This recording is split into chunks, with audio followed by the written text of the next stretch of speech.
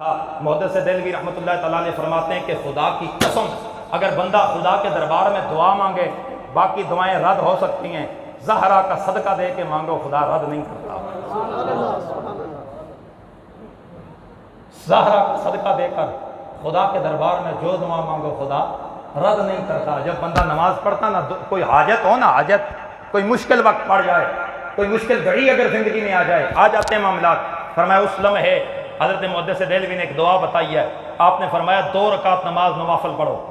2 رکعت نماز وضو کر کے خوشبو لگا کے، نئے سے مراد یہ کہ صاف کپڑے پاک کپڑے پہن کر مسجد میں کونے میں بیٹھ کر پہلے 2 رکعت نماز نوافل پڑھو، پھر اللہ کے دربار میں رو کر دعا مانگو، مولا میں گنہگار ہوں،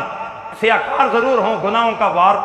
بوجھ لے کے تیرے دربار میں آ گیا ہوں، میں اپنے گناہ سامنے نہیں رکھتا، سیدہ زہرا کی چادر کا واسطہ تجھے دیتا ہوں، نبی کی پاک بیٹی کا واسطہ دیتا ہوں۔ فرمایا حضرت محدث دہلوی فرماتے ہیں رب کعبہ کی عزت کی قسم ہے اگر اس کے گناہ احد پہاڑ سے بھی بڑے ہوں گے خدا زہرا کا صدقہ دیکھ کے رد نہیں کرے گا، دعا فوراً قبول ہوتی ہے۔ یہ لجپال گھرانہ ہے،